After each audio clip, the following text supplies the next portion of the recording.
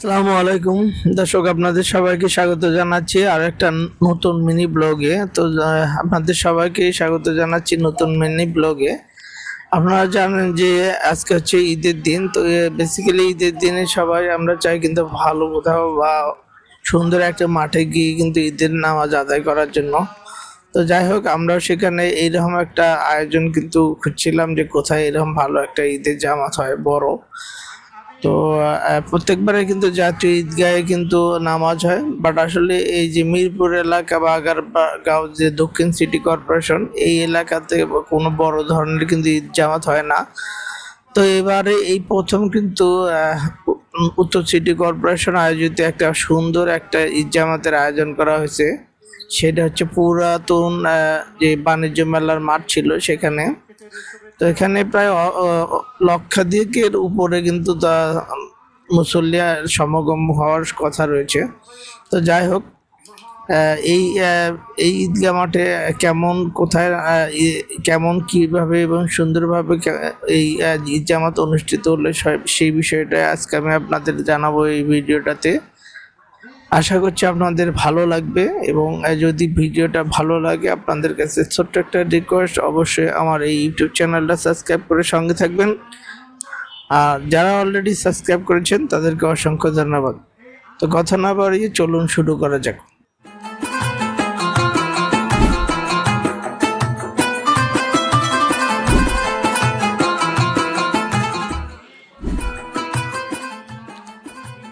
প্রথমে কিন্তু আমরা আপনাদের বলে রাখি, আজকে যেহেতু ঈদের দিন, সকাল সকাল একেবারে ঘুম থেকে উঠলাম 7টার সময়। ঘুম থেকে উঠে গোসল করে তারপরে রওনা দিলাম। আমি যেহেতু মিরপুর থাকি, তো মিরপুর থেকে আগারগাঁয়ে যাব।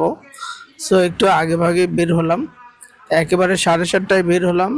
তো পৌঁছাতে কিন্তু আমার আরও 15 মিনিট সময় লাগলো। যাই হোক, সেখানে গিয়ে দেখি অনেক সুন্দর একটা আয়োজন, সেই সাথে বিশাল বড় প্যান্ডেল। তো এখানে যে ঈদ জামাতটা অনুষ্ঠিত হবে সেটা কিন্তু আগে থেকে প্ল্যান ছিল। তো অনেক সুন্দরভাবে কিন্তু উত্তর সিটি কর্পোরেশন এটার আয়োজন করছে। মুসল্লিদের একেবারে বসার জায়গা থেকে শুরু করে কার্পেট বিছানো, সব কিছু সুন্দর এবং চমৎকার একটা পরিবেশ।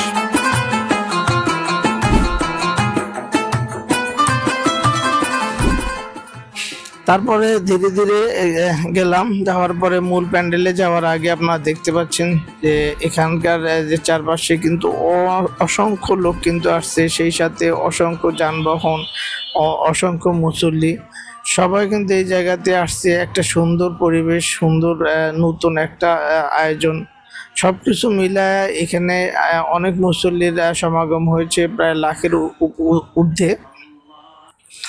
তো এখানে সবাই আসছে হচ্ছে ঈদ জামাত অনুষ্ঠিত, এখানে ঈদের নামাজ পড়ার জন্য। আপনারা দেখতে পাচ্ছেন। তো আমিও আসছি, সেই সাথে এখানকার যে পরিবেশটা সেটা আপনাদেরকে দেখানোর চেষ্টা করছিলাম, যে মূল প্যান্ডেল থেকে কিন্তু বাহিরেও অনেক লোকজন কিন্তু এখানে বসে আছে নামাজ পড়ার জন্য। তো নামাজ আরম্ভ হওয়ার ঠিক আগ মুহূর্তে আমি আপনাদের দেখাতে চেষ্টা করলাম যে এখানে দেখতে পাচ্ছেন অসংখ্য কিন্তু যানবাহন, কেউ হুন্ডা, কেউ গাড়ি নিয়ে কিন্তু এখানে আসছে।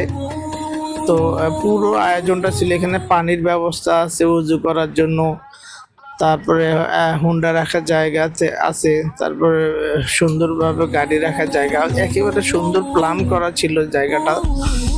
এখানকার সেনাবাহিনী থেকে শুরু করে আর্মি, পুলিশ, বিডিআর এবং সেই সাথে আপনার র্যাব সহ অসংখ্য নিরাপদ পুলিশ বাহিনী, সবাই কিন্তু এখানে কাজ করছিল যৌথভাবে।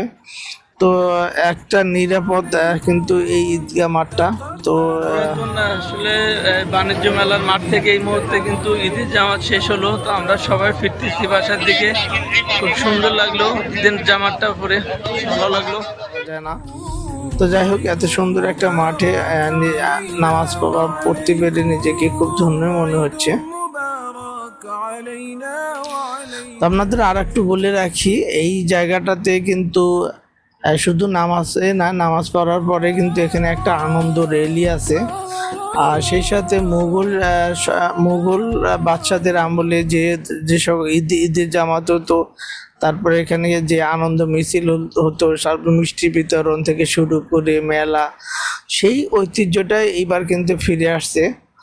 তো এতে কিন্তু স্বতঃস্ফূর্তভাবে লোকজন কিন্তু আসছে। আপনারা দেখতে পাচ্ছেন ঘোড়ার গাড়ি, সেই সাথে হাতি, ঘোড়া, তারপরে বিভিন্ন ধরনের কিন্তু অসংখ্য কিন্তু যানবাহন রয়েছে। তো সেই সাথে বাদ্যযন্ত্রে তালে তালে কিন্তু চলছিল এই মিছিলের র্যালিটা।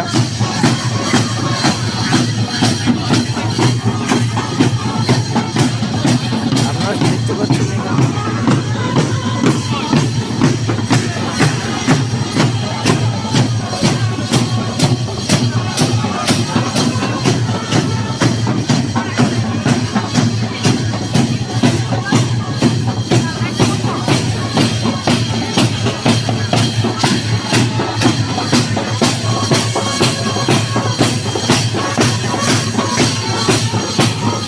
অন্যান্য বারের থেকে এবারে র্যালিটা অন্যরকম, এবং অনেকে বলছিল যে এই ঈদটা যদি অল বাংলাদেশে প্রত্যেকটা আনাচে কোনাচে ছেড়ে মানে হয় আয়োজন করা হয়, তাহলে কিন্তু মানুষ আগে যেমন ঈদের নামাজ পড়ার পরে আপনার ইসে যায় বাসায় গিয়ে টিভির সামনে শুধু বসে থাকতো, তো ওইভাবে আসলে কেউ কিন্তু ওইভাবে নিজের মতো করে আনন্দ করতে পারতো না। বাট এবার একটা অপরচুনিটি এসছে। তো এই ঐতিহ্য এরা মানে বাংলাদেশে যাতে পরবর্তী সময়ে হয়ে যায়, সব সময় থাকে, সবাইকে একত্রবোধ হয়ে যেন কাজ করে, সেই জিনিসটা যেন ধরে রাখা যায়, সেটাই অনেকের মানে অনেকে বলছিল। এরকম ঈদ র্যালিটা বাংলাদেশে আরও অন্য অন্য জেলাতে ছড়িয়ে পড়ুক। তো এটা যেহেতু একেবারে প্রথম, তো ইনশাআল্লাহ এর পরবর্তীতে আরও অনুষ্ঠিত হবে অন্য অন্য জেলাতেও। এরকম অনেক আয়োজকরা বলছিল যে এই আনন্দ র্যালিটা অন্য অন্য সময়ে আগামীতেও যাতে অব্যাহত রাখা হয়, সেটার ব্যবস্থা তারা করবে।